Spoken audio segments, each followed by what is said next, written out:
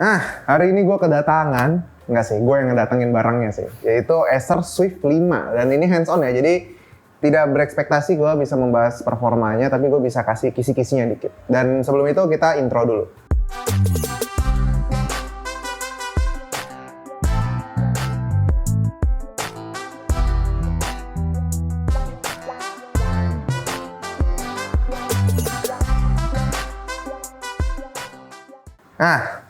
Swift 5 ya, kan kita tahu ya kalau Swift tuh ada di ranah-ranah laptop productivity tipis yang harganya lumayan affordable. Dan memang gue sering ditagihin ya buat hands-on gue yang sebelumnya ya. Sorry ya guys ya. Dan ini pun dia datang lagi dengan desain yang kalau ibaratnya mobil nih dia facelift nih. Jadi bener-bener udah beda banget sama Swift sebelumnya. Nih lu bisa lihat dari pemilihan warnanya juga udah baru banget ya. Ini pemilihan warna yang menurut gue sangat tidak Acer sekali ya. Karena dia jarang tuh main-main warna-warna yang lebih serius gitu. Biasanya dia ngambilnya tuh warna-warna yang profesional tapi lebih keterang gitu. Dan yang ini, kali ini bener-bener warna yang menurut gue jarang gue lihat gitu di laptop-laptopnya Acer. Yang ini gue pegang nih warnanya katanya mint green kalau nggak salah. Ntar gue kasih apa tulisannya nih namanya. Dan di sini udah ada warna emas-emasnya gitu kan. Dan bodinya, kalau dari dulu emang sebenarnya Swift udah pakai aluminium. Cuman kali ini dia aluminium bodinya ini dipakai nama ada aerospace grade gitu. Jadi memang ini tipe aluminium yang dipakai di pesawat. Dan gue sebenarnya paham bukan untuk masalah ketangguhan ya masalahnya kalau bodi aluminium ini ya. Karena dia pakai aluminium 6063 yang dimana kalau lu ngomongin aluminium yang seri 6063 ini bukan keras tapi lebih ke tahan korosi. Yang berarti yang dipikirkan adalah seberapa lama di laptop bakal bertahan dengan warna dan juga bentuknya seperti ini. Kalau ngomongin aluminium tersebut, jauh lebih make sense karena bodinya ini full CNC ya. Yang atas bawah, ini kalau lu lihat dari close up-nya tuh lu bisa kelihatan di sampingnya itu ada CNC mark orang sebutnya. Jadi kayak ada bekas mesinnya gitu loh, yang ada garis-garis brush-nya itu. Dan sama mereka dilapisin warna emas. Ya memberi sedikit kayak ada biar catchy gitu kelihatannya ya. Dari segi ukuran sebenarnya nggak ada yang beda jauh sama Acer Swift sebelumnya. Cuman akhirnya Acer main di ranah layar 16:10. Dan di sini nggak cuma 16:10, dia juga udah touchscreen. Yang kalau di sini kelihatannya ada tulisan anti-microbial, nggak tahu, Corning Gorilla Glass. Tapi karena ini kaca ya, jadi ini kan mantul nih kebetulan ya. Jadi karena ini syutingnya di indoor nggak kelihatan, tapi kalau buat dipakai sehari-hari, gua rasa-rasa ini bakal berantem nih sama matahari kalau lu pakai di luar. Karena dia kaca, jadi kalau lu beli laptop ini dan lu mau bawa keluar, gua sarankan untuk lu pakai bukan anti gores sih, kayak yang pokoknya matte atau anti glare lah gitu. Gue kelupaan nih untuk ngomongin si layarnya yang udah pakai QHD resolusinya alias 1440p. Dan memang menurut gue agak kegedean sih untuk laptop yang segede ini. Tapi ya biar gambarnya lebih crispy kali ya.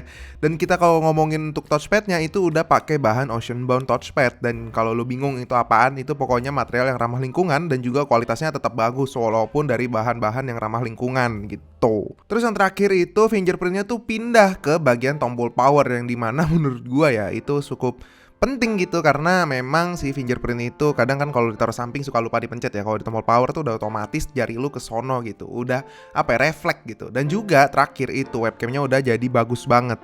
Walaupun gua nggak sempet syuting tapi lu bisa lihat di Instagram story gue ya kemarin ya. Itu emang udah jadi bagus banget. Tapi nanti kalau udah dapet unit reviewnya gua akan review webcamnya jauh lebih in-depth karena memang webcamnya itu mengalami perubahan yang cukup jauh. Tapi kalau ngomongin dari body dan layar semuanya gue udah suka banget karena memang ini desain terbarunya Acer yang dimana mereka lebih minimalis lagi gitu. Dan kalau lu sadar dari tadi, logo Acer tuh nggak di tengah lagi, gede, tapi udah diperkecil dan ditaruh atas. Jadi kelihatan lebih modern karena kita tahu ya, gue sering protes masalah logo Acer yang di tengah itu ya. Kenapa nggak dipindah-pindah gitu? Akhirnya dipindah ke atas. Asik. Dan kalau ngomongin dari si jeroannya sendiri, di sini tuh dia pakai i7 1260p. RAM-nya pakai DDR5 tentunya. Yang di sini speednya masih nggak sama yang di final product nanti.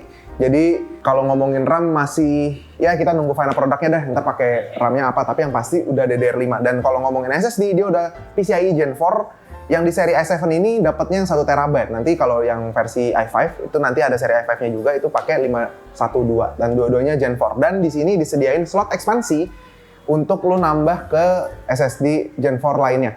Yang dimana kalau menurut gue itu sangat-sangat berguna dan dua-duanya Gen 4. Dan kalau lu RAID 0 itu kenceng banget ya. Mungkin bahkan gue rasa bottleneck ada di CPU-nya ya, bukan di SSD-nya lagi kalau lu RAID 0. Tapi ada opsi ekspansi yang dimana bisa nanti lu gunakan. Tapi gue nggak tahu nanti di BIOS-nya itu di start default, di slot kedua ini ntar defaultnya PCIe Gen 3 atau Gen 4. Tapi kalau memang nanti di versi finalnya default BIOS-nya adalah Gen 4 di slot keduanya, maka lu harus ganti dulu tuh pas lu pasang SSD. Kalau enggak nanti nggak kebaca biasanya. Dan kalau ngomongin jeroannya sih itu doang bisa gue omongin. Kalau ngomongin dari si graphic card-nya dia nggak ada dedicated, dia cuma ada Iris Xe doang di sini dan udah Intel Evo. Dan kalau ngomongin Intel Iris Xe ya kalau ngomongin integrated graphic card sih bisa dibilang dia salah satu yang paling kenceng ya.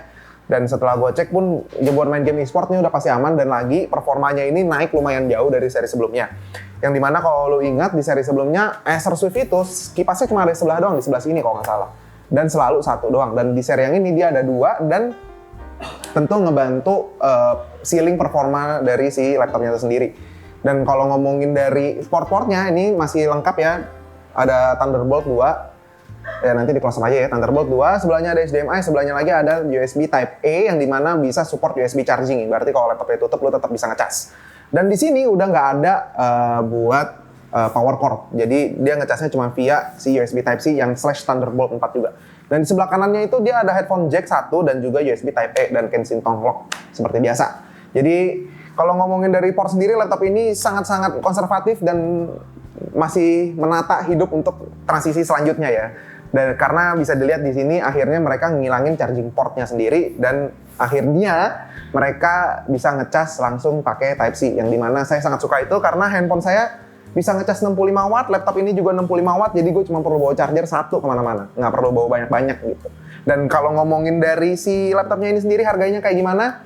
Harganya sih dia nggak ngasih tahu ya Acer ya. Cuman kalau menurut prediksi gue, kan lu tahu ya yang bikin spreadsheet rekomendasi laptop kan gue ya. Jadi gue tuh bisa memprediksi harga laptop dari bahan dan juga si jeroannya. Dan prediksi gue sih ada di angka, harusnya sih dia nggak terlalu jauh dari yang seri sebelumnya, sekitar 17-an mungkin atau 18-an, gue nggak tahu untuk seri i5-nya. Dan kalau i7-nya gue nggak tahu dia bakal berapa karena 12 Gen yang seri 1260p ini gue baru banget pegang dan gue nggak tahu performanya kayak gimana karena belum bisa kita benchmark dan ini masih sampel. Dan kita tahu sampel tuh selalu nggak sama final produknya, bisa lebih baik atau mungkin sama gitu. Gue nggak tahu, gue nggak bisa memberi apa ya, testimoni kali ya. Tapi kalau kritik untuk barang ini ya, untuk si laptop ini ya, menurut gue ayolah, trackpadnya lah. Gitu. Ini ada space nih. Sayang nih. Ya, habisin aja sampai atas, bawah juga gitu. Sayang banget gitu. Masih nggak segede itu. Walaupun ya udah segede spacebarnya. Kalau bukan desainer sih harusnya nggak terlalu peduli sih sama trackpadnya. Dan sedikit apresiasi ya untuk yang bikin LED board keyboardnya ya. Bagus. Udah nggak bleeding berantakan. Sekarang udah rapi. Dan kalau dari gue sih segitu aja untuk hands-on-nya. Dan kita tinggal tunggu tanggal rilis barang finalnya. Gue sih tadi dapat kabar sih masih lumayan lama ya. Tapi gue nggak tahu kapan. Tapi yang pasti yang ini gue review nih. Jadi lu nggak perlu nagih-nagih, nggak perlu sampai nge-DM ya, santai aja. Ini pasti akan gue review nanti. Nanti setelah juga ada satu laptop lagi. Ya pokoknya pasti ntar akan gue review. Tapi nggak dalam waktu dekat. Jadi segitu aja. Bye-bye guys.